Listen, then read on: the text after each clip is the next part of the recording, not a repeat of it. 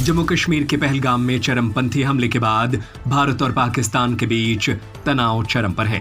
भारत ने दोनों देशों के बीच सिंधु जल संधि को निलंबित करने, बॉर्डर क्रॉसिंग बंद करने और पाकिस्तानी नागरिकों के वीजा रद्द करने समेत कई फैसले लिए। वहीं जवाब में पाकिस्तान ने साल 1972 के शिमला समझौते से बाहर आने का ऐलान किया और कहा कि नदियों के पानी रोकने या मोड़ने का कोई भी प्रयास जंग की कार्रवाई मानी जाएगी और इसकी पूरी ताकत से जवाब दिया जाएगा। दोनों ही देशों के राजनीतिक नेतृत्व की ओर से एक दूसरे को कड़ी चेतावनी और मुंहतोड़ जवाबी कार्रवाई करने वाले तीखे बयान दिए जा रहे हैं। पहलगाम हमले के बाद पहली बार सार्वजनिक रूप से भारत के प्रधानमंत्री ने बीते गुरुवार को एक रैली में कहा था कि हमला करने वाले आतंकियों को कल्पना से बड़ी सजा मिलेगी।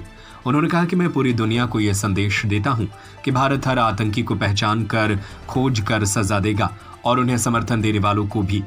अब आतंकियों की बची जमीन को भी मिट्टी में मिलाने का समय आ गया है। जबकि भारत के जल संसाधन मंत्री CR पाटिल ने कहा कि यह सुनिश्चित करने की रणनीति बन रही है कि पाकिस्तान को एक बूंद भी पानी न मिले। पाकिस्तान के प्रधानमंत्री शहबाज शरीफ ने किसी भी दुस्साहस का कड़ा जवाब देने की बात कही तो एक इंटरव्यू में पाकिस्तान के रक्षा मंत्री ख्वाजा आसिफ ने भी दोहराया कि सिंधु जल संधि से जुड़ी किसी भी कार्रवाई को जंग का ऐलान माना जाएगा। दक्षिण एशिया की राजनीति पर नजर रखने वाली जानकार भारत की ओर से किसी सीमित सैन्य कार्रवाई की आशंका से इनकार नहीं कर रहे, जिसमें एक व्यापक जंग छिड़ने का खतरा है। हालांकि लेफ्टिनेंट जनरल SH पनाग ने जल्दबाजी में सैन्य कार्रवाई का फैसला लेने से आगाह किया। एक लेख में उन्होंने लिखा कि पाकिस्तान परमाणु हथियार संपन्न देश है और भारतीय सेना के सीमित सैन्य कार्रवाई का जवाब देने के लिए उसके पास पर्याप्त शक्ति है। उन्होंने लिखा, भारत के पास किसी भी क्षेत्र में चाहे मिसाइल, ड्रोन या वायु सेना की ताकत हो, इतनी तकनीकी बढ़त नहीं है कि वह बिना किसी नुकसान के जवाबी सर्जिकल स्ट्राइक कर सके। पाकिस्तान के पास जवाब देने की क्षमता है और हमें इसके लिए तैयार रहना चाहिए। उधर एक इंटरव्यू में पाकिस्तान के रक्षा मंत्री ख्वाजा आसिफ ने अपनी सेना की तैयारी के बारे में कहा, हमें तैयारी नहीं करनी है, हम तैयारी कर चुके हैं, हम किसी भी परिस्थिति के लिए तैयार हैं। ग्लोबल फायर पावर के मुताबिक 2025 सैन्य स्ट्रेंथ रैंकिंग में भारत और पाकिस्तान के बीच 8 पायदान का फासला है। 2025 में वैश्विक सैन्य ताकतों के मामले में 145 देशों में भारत की रैंकिंग चौथी, जबकि पाकिस्तान की रैंकिंग 12वीं है। भारतीय सेना के पास 22 लाख आर्मी जवान, 4201 टैंकर, करीब 1.5 लाख बख्तरबंद वाहन, 100 सेल्फ प्रोपेल्ड आर्टिलरी और 3975 खींच कर ले जाने वाले आर्टिलरी हैं। इसके अलावा मल्टी बैरल रॉकेट आर्टिलरी की संख्या 264 है।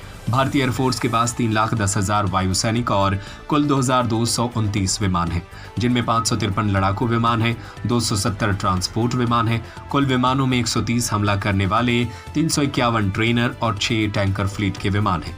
भारतीय सेना के तीनों अंगों के पास कुल हेलीकॉप्टरों की संख्या 899 है, जिनमें 80 अटैक हेलीकॉप्टर हैं। भारतीय सेना के पास 1.42 लाख नौसैनिक हैं, कुल 293 पोत है, जिनमें 2 विमान वाहक पोत, 13 डिस्ट्रॉयर, 14 फ्रिगेट्स, 18 सबमरीन और 18 कॉर्वेट्स युद्धपोत हैं। लॉजिस्टिक के तौर पर भारतीय सेना के पास 311 एयरपोर्ट्स, 56 बंदरगाह और 63 लाख किलोमीटर की सड़क और 65,000 किलोमीटर की रेलवे कवरेज है। ग्लोबल फायर पावर के अनुसार पाकिस्तानी सेना के पास करीब 13,11,000 आर्मी जवान हैं, 1,24,000 नौसैनिक है और 78,000 वायु सैनिक है। पाकिस्तान के पास कुल 1,399 विमान हैं, जिनमें 328 लड़ाकू विमान, 90 अटैक टाइप, 64 ट्रांसपोर्ट विमान, 565 ट्रेनर, 4 टैंकर फ्लीट और 373 हेलीकॉप्टर हैं, जिनमें 57 अटैक हेलीकॉप्टर हैं।